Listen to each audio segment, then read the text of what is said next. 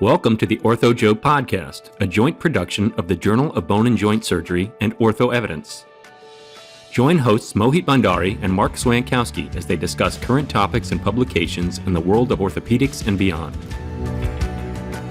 Well, good morning, Marc. Welcome to another episode. Boy, these things go fast, and it's been a lot of fun. Today, we do have an interesting topic, though, so I'm looking forward to hearing from you about. This was your decision to kind of choose this one, so I'm curious about your rationale, and we'll tell a little bit more about it once you give us the storyline. Well, thanks, Mo, and good morning. I understand you haven't been to Tim Hortons perhaps yet, but no, and I've already finished my coffee, so we'll see if we can get through this. But I found this very interesting article that was published in the most recent journal. It's called, I'm just going to read the title, Therapeutic Effects of Bovine Colostrum on Bone Healing, Rehabilitation, and Postoperative Complications, a prospective randomized double-blinded comparative trial from our colleagues in Tehran, Iran. And this is a trial that is looking at the outcomes of patients with extracapsular hip fractures, a topic that you and I have some experience with, and they randomized patients to the use of this bovine supplement and then studied the fracture outcomes as well as the functional outcomes with the SMFA, the 3-month postoperative complications, and a fairly well done trial, I think I would suggest, but I'll ask you to comment on the quality of the trial. So they randomized 116 patients into the two groups, equally balanced, of course. And their conclusion was that they have preliminary evidence on this trial suggesting that bovine colostrum may accelerate bone healing and enhance short-term physical rehabilitation outcomes. So two things were interesting. One is the intervention. I would have never thought of such an intervention. Second is it comes from a group of investigators who are quite experienced from a country that's been in the news lately. And I thought it was a good opportunity to just make sure our listening audience is aware. We do at the journal double-blinded peer review. So there is no way that any influence on where the investigators are from, who they are, et cetera. Similarly, the investigators don't know who the reviewers are. And it's only the editorial folks at the highest level that know where it's from. So that part I just wanted to get out just so everybody's clear how the journal is different than other journals. And we do everything we can to limit bias in terms of review.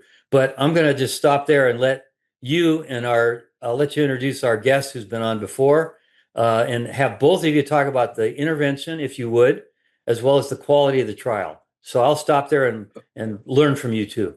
Sure. So let me just introduce those of you who don't already know Professor Ted Miclau. He's done a ton. His resume speaks for itself. He's been a champion for globalization broadly in orthopedics. Has run some very, very important programs that I think most, if anything, have mentored Ted.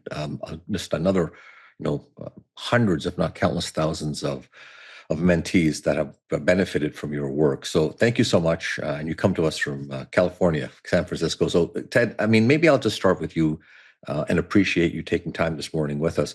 Overall, in this world that is trying to find the next I'd say the super innovation for fracture healing, how close are we in general? You follow this area very well, and maybe then we can kind of hone into this particular innovation.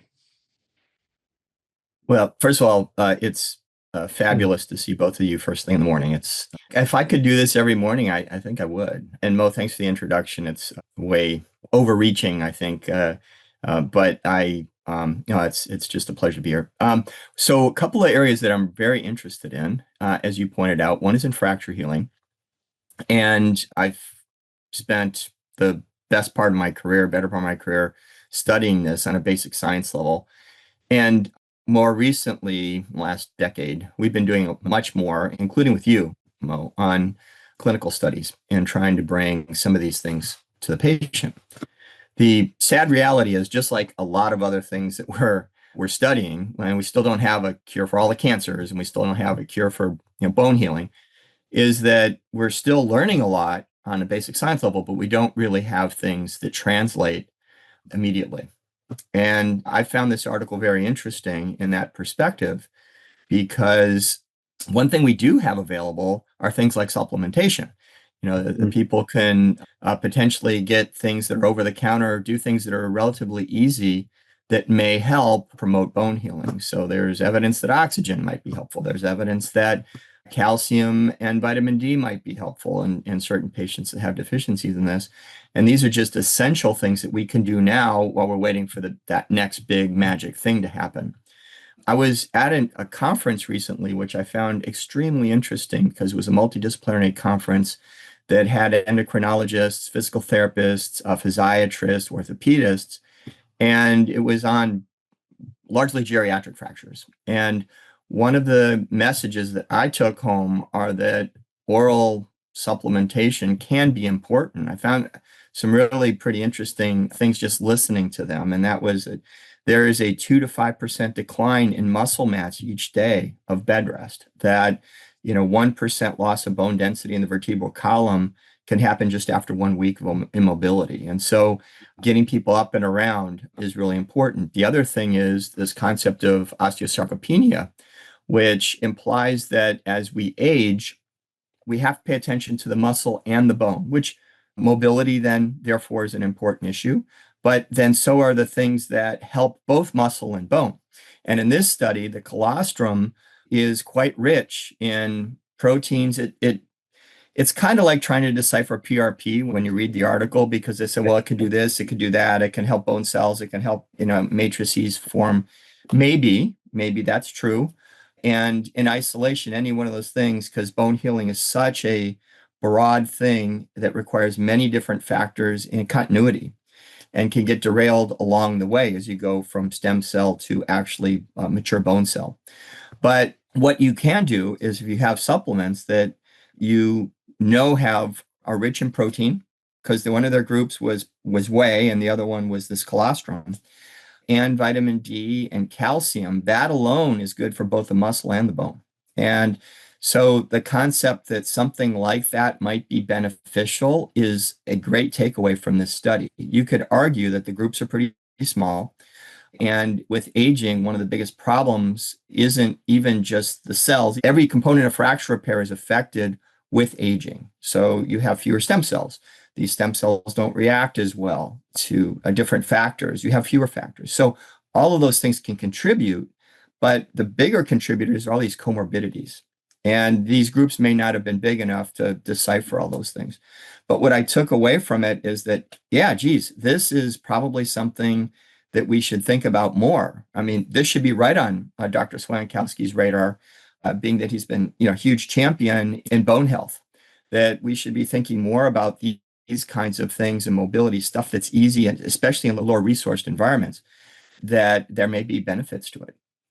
I mean, there's not much to add to that. That's my only concern always has been is that, one study of 100 patients, while really valuable, it's like a phase 2 program almost, right? You've kind of shown a little bit of efficacy. Now you want to kind of roll it out into a larger population, and hopefully that's a call for others to try to reproduce these findings, which is always the way it has to be. You want to show that, okay, we can do it in different populations, getting the same treatment effect. But the one thing that has always perplexed me, Ted, is, I think when early on, you and I were involved in some trials as we were with Marc, where, you'd have some novel biologic, some novel therapeutic. And the first thing it says, okay, what should be the model in which we hip fractures first on? Because hip fractures were just so complicated, right? There's so many other reasons why hip fractures would be problematic for designing a trial. So we'd always choose, we should do a tibial shaft fracture, and that was the model. Oh, by the way, the current standard is a ream nail. The problem was the reaming was such a powerful source of healing that no biologic could ever really show better than that. And we learned kind of that reaming's pretty darn good. And whatever we're trying to do, is going to have to be something above and beyond that. Why do you think about the idea that the hip fracture was chosen? Totally makes sense in terms of morbidity, but it's a pretty hard model, right? You would think, to be able to show a benefit. Yeah, I had several thoughts on that, and your point's a good one, the way they're fixed. I don't remember in the article that they said how they fixed it, but that has an effect. Reduction has an effect. The patient's fragility index perhaps has an effect. The interesting thing also about the whey versus the colostrum was the whey group. And they wanted to give these patients some supplementation. They may have been following a previous study that looked at rowers. They had a small number of rowers, and I don't know if that's how they chose the two groups. But whey also, they have these protein supplements you buy over the counter. You have a lot of different things in there. So I don't know what the calcium supplementation was for that, or the vitamin D. That's important. The other thing is that they mentioned when they broke down the colostrum versus the whey that the colostrum had twice as much protein per the amount that was being delivered. And so, does that have an effect? So there's a lot of things, as you mentioned, and you are a champion of having larger trials to kind of work through some of these things. But it would have been an important thing to put in there, or to think about at least in a discussion, that there may be all these other factors, fixation, the quality of the supplementation, control, and mobilization, as well as the pre-fracture conditions. Now, getting to the point about hip fractures and tibias, we've both done studies using the same pharmacologic, comparing the hip and the tibia. In many ways, hip fractures are way more important now in terms of the general population. They're just more frequent than tibia fractures. And at one point, we're running out of tibia fractures in all these trials that we're going on to actually study, to get enough of them to study.